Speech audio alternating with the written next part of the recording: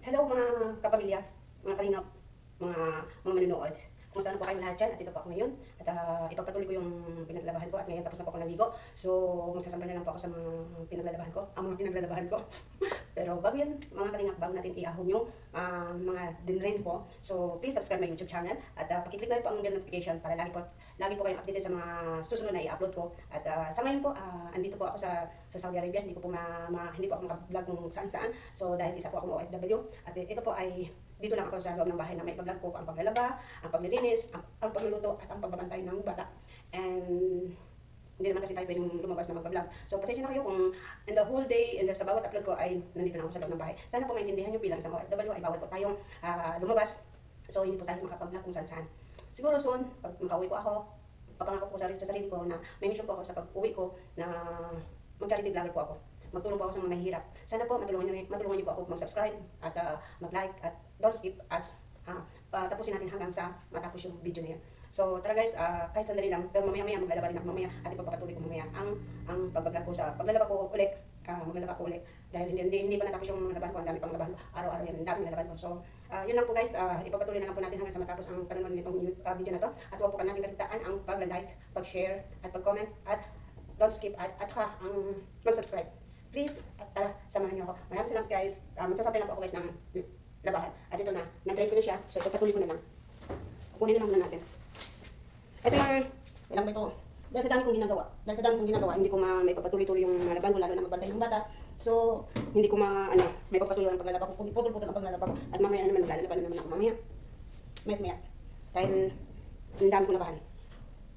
So, ayan, na-drain ko na. Itong machine na to, automatic to siya. So kaso nga lang na hindi na siya naging automatic na nasira na siya dahil di ko alam kung bakit nasira. Kung hindi ginagawa ng mga alaga ko, hindi masisira to. Kasi nung naglaba ako ng time na yun, ang akala ko nakalagay sa normal. Talagang nag-normal ako na maglaba. So pagkatapos yun, siguro nakaikot ako ng isang beses. Sabi ko, bakit? Naglaba na ako ng ulit. So, hindi ko na chinek yung normal para sa maglalaba, hindi ko na chinek kasi alam ko naman kasi sa sarili ko na normal lang yan. Tapos pag ni-drain ko, binabalik ko sa normal. So ngayon, hindi ko akalain na once na naglaba ako. So nakita ko, sabi ko, binuksan ko, bakit hindi umikot? Bakit hindi nabasa na siya ng tubig? So pinaikot ko ulit. Pag ikot ko ulit, so iniwanan ko, at doon, bumaba ulit. And then pagbalik ko, check ko kasi para masasampay. Siguro mga 2 hours bago ko na-check ulit. So pag check ko na after 2 hours, ganun pa rin. Sabi ko, ganun pa rin, bakit? So, i-check ko na yung machine, itong ano. So, hindi pala nakalagay sa normal. Nakalagay siya sa deep water wash. So, nung deep water wash, pagbalik ko, so, binalik ko siya sa normal. Pagbalik ko sa normal, bumaba na naman ako, iniwanan na ito. At pagkasunod na yan, pag-akyat ko ulit, dahil akala ko nalabahan na. So, hindi ko po alam, na bigla na rin pong tulad ng dati. Parang hindi rin po nalaban, buhos lang po ng tubig. So, wala na, nasira lang. Ang kahit na paulit-ulit kong gagawin, talaga kahit na sa normal ko na nailalagay, ganun pa rin siya. So, hindi po natin pwedeng ilalagay sa deep water wash kasi doon po masisira yung machine. Kasi ito siya, automatic to. At hindi ko type ang automatic kasi hindi malinis sa labahin. Madali lang to siya matapos siguro sa dami ng lalabahan mo. So, maggiling-giling ng ganyan. Hindi naman siya kapag ganyan lang siya. So, mas mabuti pa yung hindi automatic kasi mas makalinis kaysa sa dito. Mas gusto ko yung hindi automatic kasi makalinis. At kung pwede mo pang makusot, ito, pagkatapos itong laba, automatic na to siya, na-train na siya, kunin mo na lang, isasampay. Ito yung machine sa mga machine ng tamad. Itong machine na automatic ay para sa mga tamad. Alam niyo ba? Sa mga tamad ito kasi hindi nang lalaba, kundi masasampay ka na lang. Yun lang. Tulad dito sa mga dinatong sabihin. Mga tao dito, pag wala na silang katulong, ito yung gagamitin nila, mag-automatic sila. So, hindi na nila yun, iwanan na lang, sampang na nila, tapos pag ikunin na nila, isasampay. Yun ang mga taong tamad. So, hindi tulad nun sa hindi automatic. Mas the best talaga yung hindi automatic kasi malinis. Ito po, ulit-ulit kung kahit na 3 beses ko iulit-ulit, ganun pa rin yung itsura ng damit. Hindi natatanggal yung kundi ang natatanggal lang yung baho, yung amoy lang. Yun lang. So, magsimula na ako, pasensya na at napadaldal ako ng marami, hindi kwento ko ang machine na ito kasi para at least kahit paano alam nyo kung ano ang mas maganda at mas best na gagamitin ng machine. So, ang mas the best na gagamitin natin sa paglalaba ay at magbili tayo ng washing machine, ang bibili natin ay yung hindi automatic. Kasi mas the best, makakalinis, makakusot mo pa yung hindi natatanggal. So, pero mas bili talaga ako sa hindi automatic. Itong automatic. Ganyan lang yung automatic mo. Sa taong tamad ko. So, talaga magsasampay na ako. Ang dami kong dadali. Madadala ako pag pasensya na. So, ito lang naman. Ito yung lalabahan ko ulit. Ayan, lalaban ko yan. So, tingnan mo. Ayan ang lalabahan ko. Baka sabihin nyo, ano ako, baka sabihin nyo yung dryer na natapos na pinapal. Look at this, oh. Ayan, hindi pa natanggal. So, ito tanggal natin. Ayan. Oh, naging dalawa sila. So, ilalabahin pa natin ito. Oh, yun. Mamaya, lalabahin ko ito. At magkukuha pa ako ng maglalaba. So, ngayon ang lalabahin ko na, hindi na ako magsuso. Gagamitin ito kasi wala. Useless din naman, sira din naman. So, maghahanos na lang ako. Mas maganda pa. Mas maganda pa, di ba? So, tara na guys, magsabay na ako. Mga kanina. Masyadong madaldal. Madaldal lang ako pag ano. Pero pag nakasamin ako ng personal, ako, tahimik lang ako. Kasi, alam niyo ba kung bakit tahimik ako? Hindi ko alam kung ano sasabihin ko. Charing! Joke lang. Hindi, sa totoo lang, tahimik lang ako. Tahimik na tao lang ako. Siyempre, kailangan natin magdaldal kasi kailangan natin dito sa vlog magdaldal, di ba? So, kailangan natin magdaldal. Kahit hindi madaldal, kailangan pilitin natin sa sarili natin maging madaldal. So, tapos nito, pagkatapos nito, bababa ako at bukas, itutur ko yung kwarto ko. Super kalat. Super kalat. Charing! Kasi, alam niyo mga kalingap, wala na akong time talaga. Wala na akong time sa sarili ko. Lalo na ganito may pasukan. Gigising ka ng maaga, 5:30. Dito 5:30 gigising ka ng 5:30. So, pagbaba mo ay mag-asikas ka ng almusal nila. And then magbabantay mo ng baby. So, pagkabantay mo ng baby na yun, kailangan ka nang mag-akyat dito sa taas para maglinis, para mag-ayos sa sarili. At pagligo, wala ka nang time magligo dahil pagdating mo sa taas, dahil pagod ka na. Pero mga 5:30 to 12 or 1 AM ang trabaho mo. So, di ba, malapit na mag 24 hours to ilang hours yan. So, wala na akong pahinga. So, pagdating ko dito sa taas, dito sa room ko ay maghilata na ako. Kasi pagod na yung katawan ko at gusto ko na matulog. So, ayun ang gagawin ko. Kaya wala na akong time talaga sa sarili ko. Pag-aakyat ko talaga, diretso na ako sa kasi super pagod talaga. Lalo kung may bantay kang baby. Halos buhat-buhatin na lang yung baby sa kasi pasaway lalo na ngayon, malaki na siya, nalikot na. So, hindi mo siya, yung mata mo hindi mo na magbitawan. Yung mata mo hindi mo na maipunta sa iba. Hindi ka na pwedeng hindi ka na pwedeng maghanap ng ibang trabaho kasi makulit yung alaga makulit. Biro mo naman mag-ano ka, pag magtatrabaho ka, nasa likod mo, nasa tabi mo yung bata, magluluto ka na dyan sa tabi mo yung bata. Naku, grabe, super kapagod talaga. Then, paggabi na naman, kahit nandiyan ang nanay, so, sino pang magpapatulog? Ako pa rin ang magpapatulog kasi hindi lumalapit yung bata sa nanay. Ayaw ng bata dun sa nanay. Kasi nakasanayan na niya ako ang mag-aalaga mula nung nilabas siya sa nilabas. Hanggang sa paglaki, ngayon isang taon na siya, malaki na. Isang taon na siya. So, makulit na talaga siya. Kaya hindi na pwedeng iwanan. Di ba? Ang alis yung upuan, hindi kaya ng akyatan. Yung mga sopa, kaya ng akyatan. Tingnan mo paglalaba ko. Naiyan ko pa. Hindi ko. Kasi nagmamadali nga. Nagmamadali ka. Hindi mo na kayong yung tag-isa-isa. Dahil may baby ka rin yung isip. Nagugutom na ako. So, gusto ko lang ilaw kasi mas maliwanag. Dahil ko lalabahan.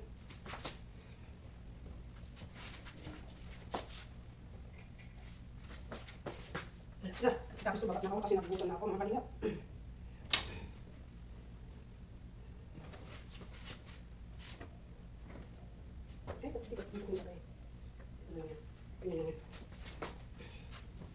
Maglalaba pa ako ng ganito pala. Ano ko na yung labahan ko dito sa pangkina palaki.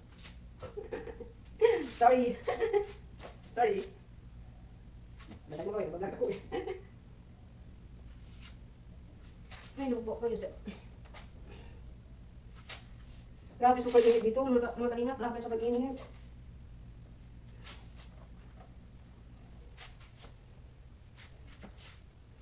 Telenovela. So dito na lang itong mga medyas sa basket isasampay kasi tamad na akong magat. Okay lang to. Dito na sa basket. Kasi mga medyas na to eh. Grabe super init talaga. So makakuha kayo ng mga ideas. Paano? Grabe ka init talaga. So ayun. Inikot na ang pagsasampay. O ayan. Tapos na. So mag-ano na ako. Ilalabak ko na yung damit ko. Paulit-ulitin ko na lang. Pero bago yan, kuha na tayo ng sabon. Unahin natin yung sabon kasi para hindi magbukat yung kahit nasira, bahala siya. Kahit nasira. Ayan ang sabon namin, liquid. So bakunin yung labahan ko.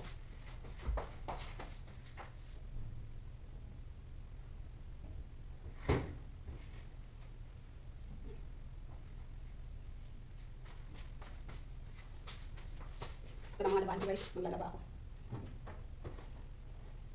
Para na. Ganyan ako maglaba. Pero sa akin, ibabaliktad ko. Gutom na talaga. Grabe. Nanginginig yung katawan ko. Ibabalik ko kasi. So mamaya daw to, i-check daw to ng amo ko mamaya. Ito papakita ko yung sa inyo ulit guys kung bakit siya nasira. Mga kalingap, ipakikita ko. Ito po siya mga kalingap. Ito yung kinikwento ko sa inyo nung ano, ito dito nakalagay, dito yung siya nakalagay. 2 times kong pinaandar na hindi ko napansin. Kaya ito yung deep water wash. So hindi ko napansin, dito nakalagay, dito talaga yung nakalagay sa normal.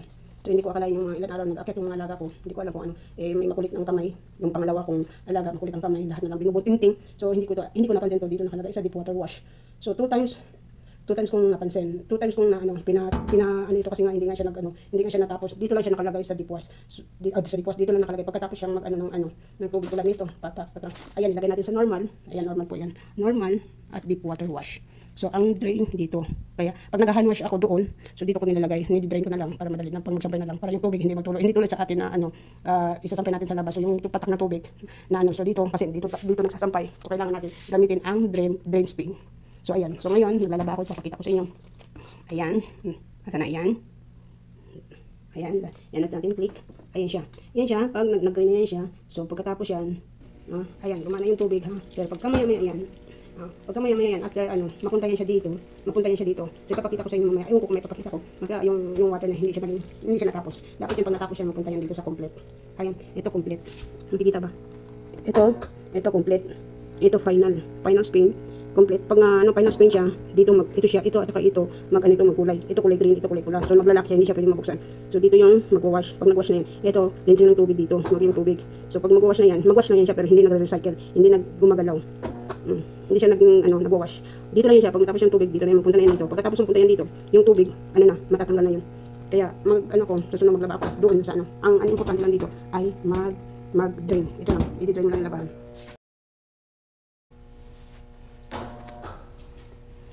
Magpapaalam na ako guys. Maraming salamat po sa panonood niyo. I hope na supportahan niyo po ang channel ko. Paki-click na lang po ang subscribe and bell notification, all bell notification para lagi po kayong updated sa mga i-upload ko na video. Sa pag mag-upload po ako, lagi po kayong updated. Pa-like na rin po at kung nagustuhan niyo po, pwede nating i-share para may makakaalam sa kwento ko ito, lalo na sa washing machine. So yan lang po. Maraming salamat po. Bye-bye. Nakalimutan ko. God bless nga pala sa inyo lahat. Bye-bye.